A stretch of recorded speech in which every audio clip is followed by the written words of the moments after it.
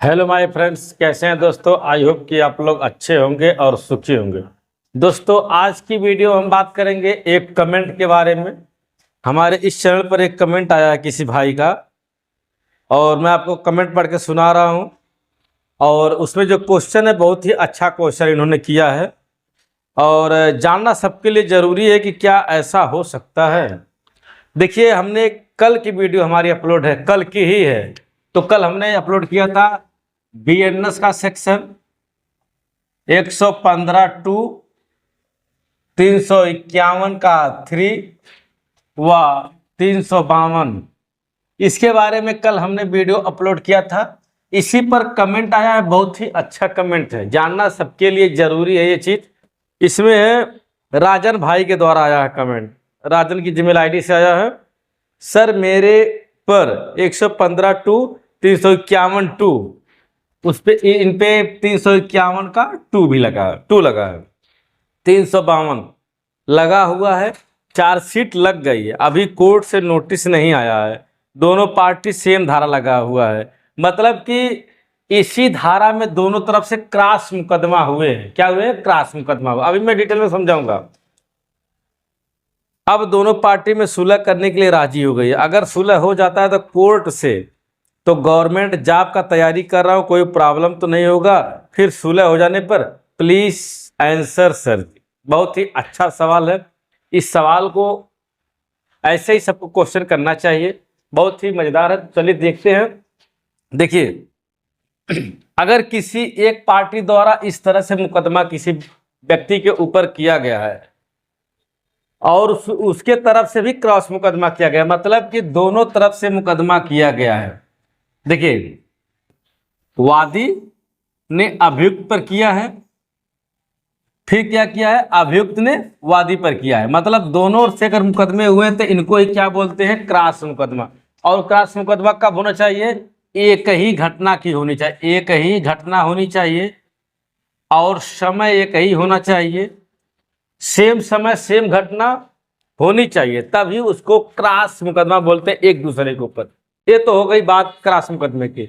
अब राजन भाई का सवाल है कि इस धारा में अगर चार्जशीट लग गई है, चार्जशीट लगने के बाद दोनों पार्टी राजी हो गई, मतलब कि भाई उसने कहा चलो तुम सुलह कर लो, उसने भी कहा सुलह कर लो।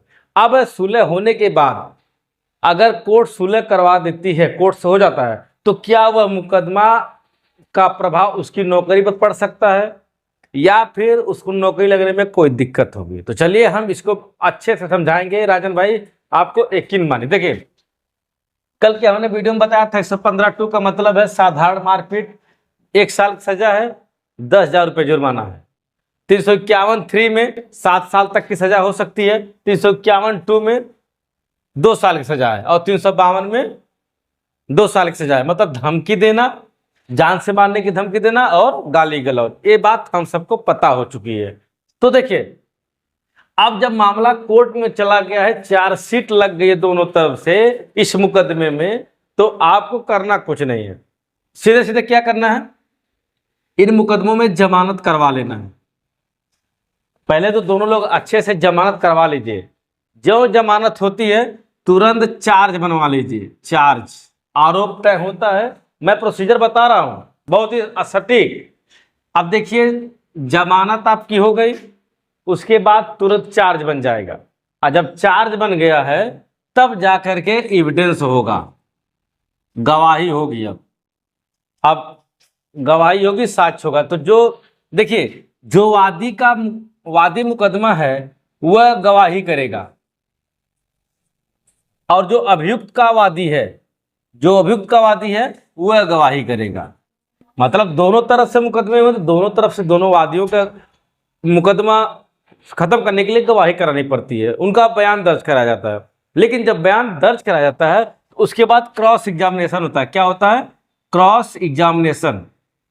Examination, cross. अब क्रॉस का मतलब क्या है कि अगर मान लीजिए आपने चीफ करवा दिया, चीफ करवाने के बाद उसके बाद जीरे होती है। क्या होती है? जीरे। आपने गवाही करवाया, उसके बाद जीरे शुरू हो गई, जीरे। अब जब जीरे होने लगी है तो भाई जीरे होने के बाद अब आप इसमें हॉस्टाइल हो जाएंगे जीरे में। आपने चीफ तो ज्यों का त्यों करवाया, आप जीरे में हॉस्टाइल हो गए, फिर उसके बाद एपीओ साहब आपका क्रॉस एग्जाम करेंगे तो भाई गवाह मुकर गया है, गलत है कि सही है। तो अब जीरे हो गए, जीरे में आप टूट जाते हैं, आपके पास अगर कोई चतुर्दशी साक्ष्य है तो आप उसकी गवाही करा सकते हैं। मान लीजिए एक गवाह हो गया PW1, दूसरा गवाह हो गया PW2, 2 गवाह हो गए, बस आप लिख दीजिए कि हमें कोई साक्ष्य नहीं देना है। क्या? हमें कोई साक्ष्य नहीं देना है। दोनों तरफ से लिखा जाएगा कोई साक्ष्य नहीं देना है। जब कोई साक्ष्य नहीं देना है तब फाइल चली जाएगी 313 में। किसमें चली जाएगी? तो सफाई साक्ष्य में, सफाई साक्ष्य। यहां पर बरसात बहुत ही तेजी से हो रही है तो फाइल सफाई साक्ष्य में चली जाएगी। सफाई साक्ष्य के बाद मुकदमा बनने के बाद आर्गुमेंट में चला जाएगा, बहस हो जाएगी, जजमेंट हो जाएगा। तो इतना प्रोसीजर होने के बाद अब जो निर्णय आएगा वह दोष मुक्त का आएगा। कैसा निर्णय आएगा? दोष मुक्त, मतलब कि उनको बाइज्जत बरी की जाता है, दोनों पक्षों को बाइज्जत बरी किया जाता है। और जब कोर्ट से आप बाइज्जत बरी हो गए हैं तो फिर इसमें घबराने की बात तो नहीं है, आपको दोषी पाया नहीं गया, इसलिए नौकरी पर कोई प्रभाव नहीं पड़ने वाला है। तो राजन भाई समझ लीजिए, इस मुकदमे का नौकरी पर कोई प्रभाव नहीं पड़ेगा, चाहे नौकरी मिली हो ना मिली हो, कोई दिक्कत नहीं, नौकरी मिल सकती है, पेन, आधार, पासपोर्ट वगैरह सब कुछ बन सकता है। तो फ्रेंड्स आज की वीडियो में फिलहाल इतना ही। वीडियो कैसी लगी आप कमेंट करें, कोई भी जानकारी लेना है तो कमेंट करके पूछ सकते हैं। मिलते हैं किसी नेक्स्ट वीडियो में। नमस्कार, जय हिंद।